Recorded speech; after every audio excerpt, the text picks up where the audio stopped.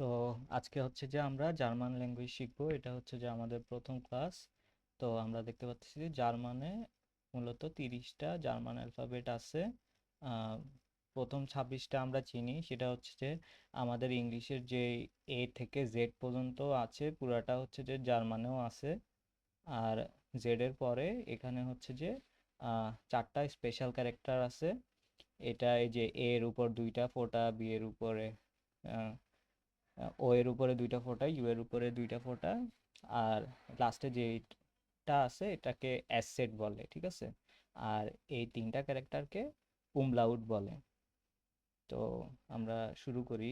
আমাদের হচ্ছে যে প্রথমে যে অ্যালফাবেটটা ইংলিশে আমরা পড়ি এ, এটা বাংলায় হবে, মানে বাংলা বলতে জার্মান উচ্চারণ হবে আ, ঠিক আছে।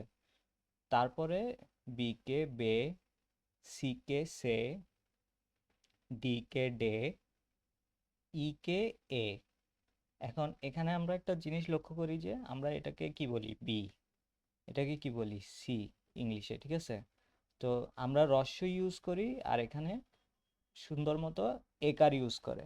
তো বি কে হ্রস্বের জায়গায় যদি আমরা একার দিয়ে উচ্চারণ করি তাহলে হচ্ছে বে হয়, সেরকম সি কে সে হয়, ডি কে ডে হয়, এভাবে আমরা হচ্ছে মনে রাখতে পারি। তারপরে আমরা একটা জিনিস দেখি, ই কে আসলে এখানে উচ্চারণ করে এ দিয়ে। ইংলিশ অ্যালফাবেট আমাদের যে এ আছে, আমরা সেটা যেরকম উচ্চারণ করি, ই কে ওইভাবে এ উচ্চারণ করে। তারপরে আমরা পড়তেছি হচ্ছে F. F English German same. তারপরে জি কে আমরা পড়বো হচ্ছে গে, এটা আলাদা। এইচ কে আমরা পড়বো হা। আর আই কে আমরা পড়বো ই।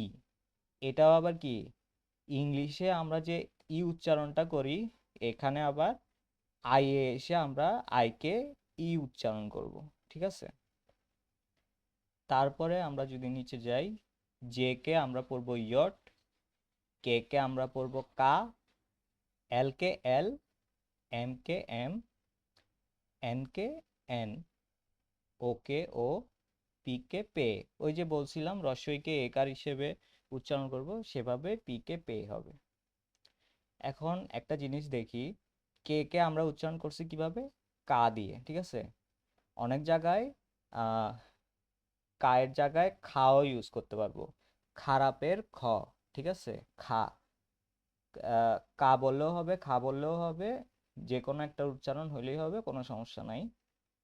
সেরকম আমরা কিউ যেটা আছে সেটাকে আমরা উচ্চারণ করব কু। কুও বলতে পারবো, আবার খুও বলতে পারবো, ঠিক আছে। আম, এটা হচ্ছে যে সিমিলারিটিস কে আর কিউ এর ভিতরে, কা আর কু। তারপরে আর কে আমরা পড়বো এর, এস কে আমরা এস পড়বো, টি কে পড়বো টে, ইউ কে উ।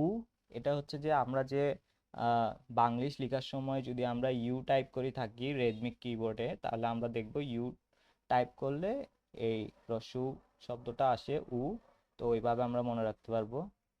ভি তে সাধারণত সবাই ভুল করে, ভিটা হবে ফাও, এটা আলাদা। ডাব্লিউ হবে ভে, আর এক্স হবে হচ্ছে যে এক্স। ওয়াই হচ্ছে যে উপসিলন। জেড কে এরা বলে হচ্ছে সেট, ঠিক আছে, সেট। তারপরে হচ্ছে যে আমরা যে বললাম তিনটা উমলাউট আছে, এটাকে হচ্ছে যে এর উপরে যে উমলাউট এটাকে বলে হচ্ছে অ্যা, অ্যাপেল, ঠিক আছে। তারপরে ওকে ও, ও অনেকটা উ এর মতো উচ্চারণ হবে উ, ঠিক আছে। অ্যা, উ, উ, ঠিক আছে। অ্যা, উ, উ। তারপরে শেষে যে শব্দটা আছে এটা হচ্ছে বি এর মতো দেখতে, এটা হচ্ছে যে অ্যাসেট। এটা আমরা চিনব কিভাবে, আমাদের হচ্ছে যে ওয়ার্ডের প্রথম অক্ষর হয় বড় হাতের, কিন্তু হঠাৎ করে আমরা যদি দেখি ওয়ার্ডের মাঝখানে বড় হাতের একটা বি এর মতো আছে, তাহলে এটা হবে অ্যাসেট। অ্যাসেটের জায়গায় যদি কেউ ডাবল এস ইউজ করে কোনো একটা ওয়ার্ড লিখে, তাহলে সেটাও সঠিক হবে, ঠিক আছে। তাহলে আমরা এখানে যেরকম লিখছি যে এস টি আর এ অ্যাসেট ই, এখানে আমরা লিখতে পারবো S T R A double S E, কোনো সমস্যা নাই, ভুলে মানে লিখার কোনো বানানে সমস্যা হবে না। এরপরে আমরা যদি শুরু থেকে একটু দেখি, আহ, এ একে আমরা উচ্চারণ করব আ। আ দিয়ে আপেল, মানে কি অ্যাপেল, আপেল। বি কে আমরা উচ্চারণ করব বে, বুক, বুক মানে বই। সি কে সে, কম্পিউটার, কম্পিউটার, এটা সেম। ডি কে ডাক, মানে কি রুফ বা ছাদ। ই কে এ, এলিফ্যান্ট, এলিফ্যান্ট মানে হাতি।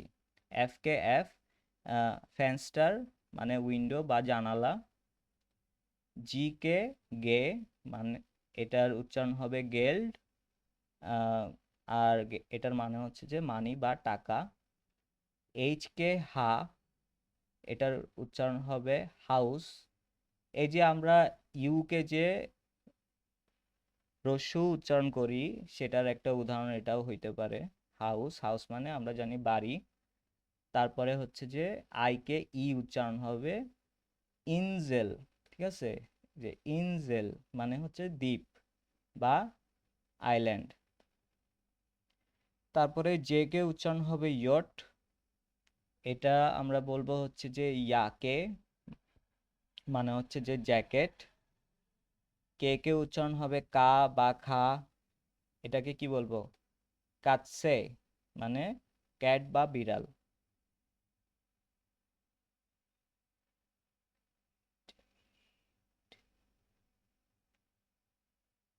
তারপরে হচ্ছে যে আমরা দেখতেছি এখানে এল আছে। এল কে উচ্চারণ করব আমরা লিবে। আহ, লিবে হচ্ছে যে লাভ বা ভালোবাসা। তারপরে এম, এম মানে হচ্ছে যে মান। এম দিয়ে মান মানে হচ্ছে ম্যান বা পুরুষ। এন দিয়ে কি হবে? এন দিয়ে নাক্ট, মানে হচ্ছে রাত বা নাইট। তারপরে ও দিয়ে অর, এটা অনেকটা আওয়ারের মতো উচ্চারণ হবে।